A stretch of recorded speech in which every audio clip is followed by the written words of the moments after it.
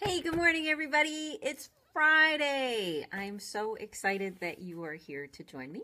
And I'm thrilled about the weekend we're going to have, and already next week in the warm weather, and it's just wonderful. So I thought I would end the live stream week with something that was fun. And so today's live stream is about things like closing your toilet bowl lid and other really great hacks. So I got into this sort of topic or subject. Hey, Abby, great to see you. I got into this topic or subject when I first got into Native American medicine. And I fell in love with it. I got into Native American medicine before I got into Asian medicine. And I really did a deep dive. Hey, Doug, I went off the deep end with Native American medicine. I would drive up almost every weekend to this little place in Michigan, in the UP, and hang out with all of these spiritual elders from all over the world, all of these indigenous tribes from places you've never even heard of, and people that were 102 years old. And I mean, I just surrounded myself with this amazing wisdom. And one of the things I discovered about Native American traditions or ceremonies or healing rituals is that they relied a lot on metaphor and environment. Because everywhere I turned, I looked at all of these different tribes and different cultures from all over the world, little tiny ones to big ones, and they were all different. They all used the same tools, but they all behaved differently. They all interpreted them differently. And that made me very, very, very curious as to why, this was a truth and it was so super effective and powerful, but it was different from the truth that was over here with this tribe and this culture. And I realized after a time that in order to, get out of the chaos of my head of how can all of this be true? It's not possible.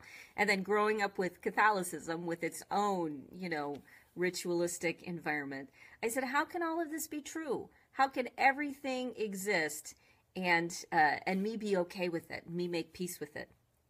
And I realized that so many older ancient cultures relied on metaphors and symbols to create environments that told the body what to do, that told the body, mind, and the subconscious and the nervous system the direction they wanted it to go. So they used all of these, besides, of course, medicinal herbal plants and things, they became geniuses at the metaphor, at using symbols like fires or dreams, that came to them in dreams, or medicine bags, or sacred, sweat lodges, or the stones. Everything had a story and had a personality and a purpose behind it. So when you did a healing, when you worked with somebody for healing, you felt, hey, Carolyn, you felt what the energy of different things were. And that's how you decided what to use in the healing.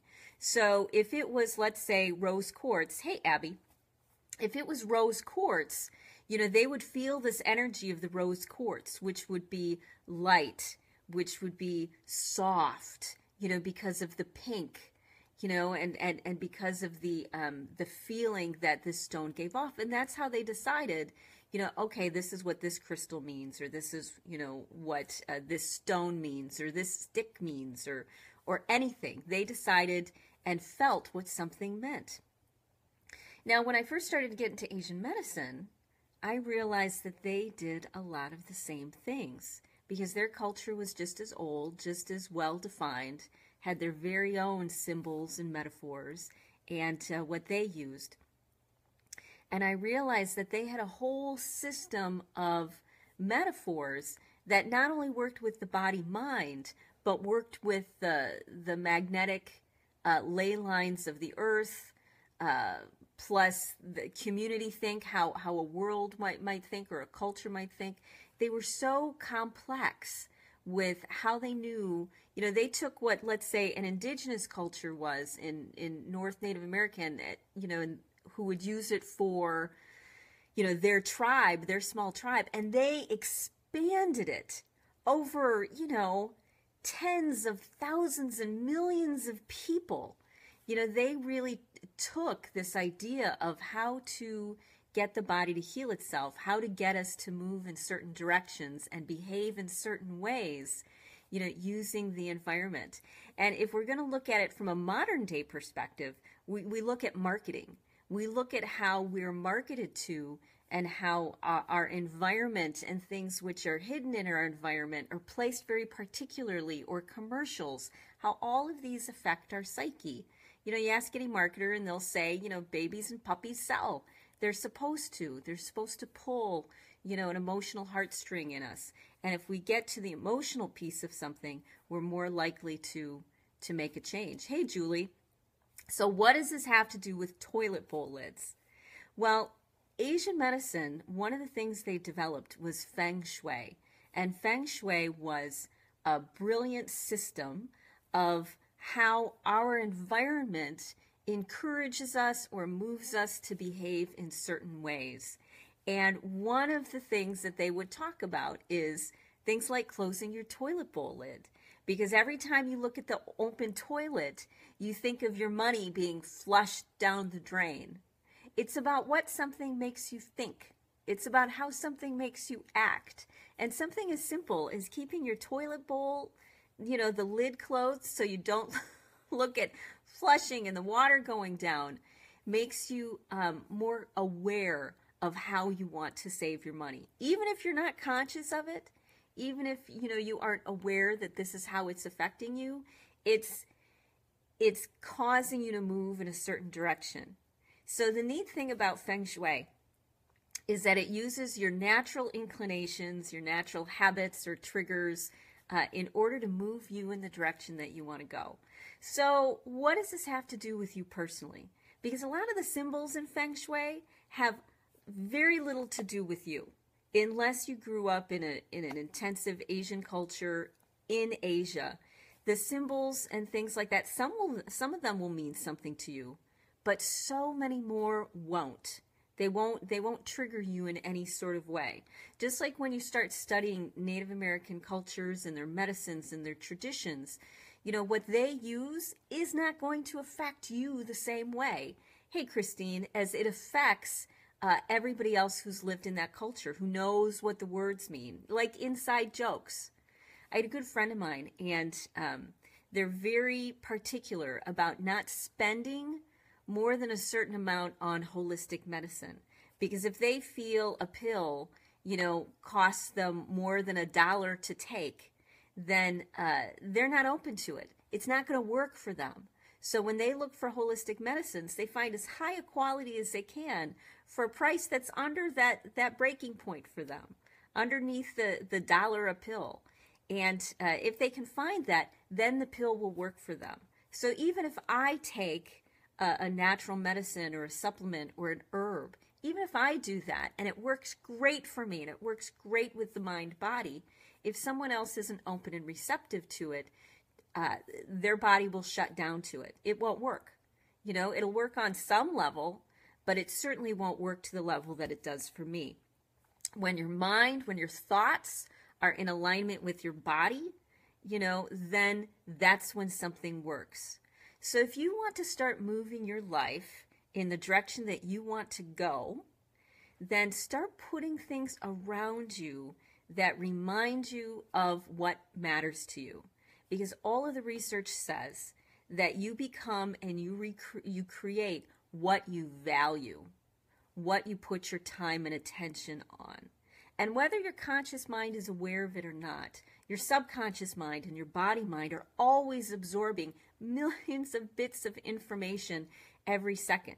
So even when you think you don't see something, you see it, and it has an effect on you in some way. This is how essential oils work so great, and how when we smell them, they trigger different thoughts in our mind, different effects in our body, and it moves us in a specific direction, whether it be sage or sweetgrass that they use in, sacred smudging, or something like lavender or chamomile or rose, really finding the things the scents that move you in the direction you want to go, what it reminds you of, that's what you need to focus on. And it's not just essential oils.